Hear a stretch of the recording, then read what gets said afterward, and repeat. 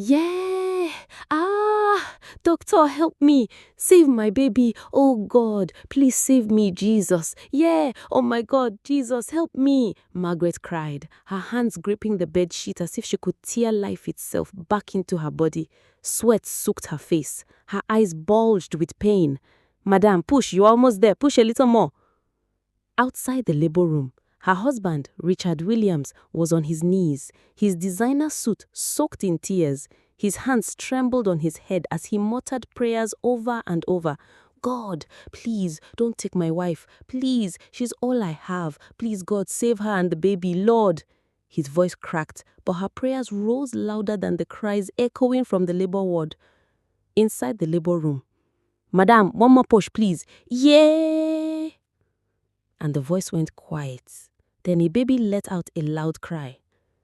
After some time, the door burst open and a nurse rushed past, her gloves stained. The sight made Richard's heart stop. What's happening? Tell me my wife is okay. The nurse's silence spoke louder than words. Moments later, the doctor emerged, his face as heavy as the night. He removed his cap and sighed deeply. Mr. Williams, we tried. We did everything we could. Your wife lost too much blood. She couldn't make it. The wall spun. Richard staggered back, his legs weak. He grabbed the wall for support but still fell to the cold floor, wailing like a wounded child. No, Margaret, you can't do this to me. Don't leave me. What will happen to our kid and myself? You promised we would grow old together. He rushed into the labor room. Grabbing her hand, he shouted, please, my love, open your eyes. See our beautiful daughter. Please come back to us. I cannot live without you. The kids can't survive this baby. Please wake up. My world has crumbled before my eyes. I'm finished. God, why? Mrs. Johnson collapsed too, her voice breaking the heavens. My daughter, Margaret, oh, don't do this to your mother. Please stand up. Let's go home. Your children are waiting for you. In the nurse's hands was a tiny bundle, an innocent baby girl crying for the first time. Her cries filled the hospital like a cruel reminder. Richard forced himself up, tears burning his eyes as he reached for the child. He cradled her in trembling arms. You took her mother, he whispered through sobs, but you will not suffer. I swear in Margaret's name, I will protect you and your sisters. I will give you the world. Days turned into weeks. Richard struggled to raise his 3 daughters alone, the newborn Emily, her elder sister Diana, and the firstborn Clara.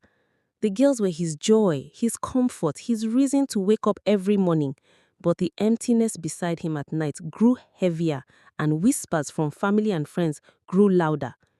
Richard, you cannot raise girls alone. You need a woman in that house. You're still young. Marry again. Your daughters need a mother's touch.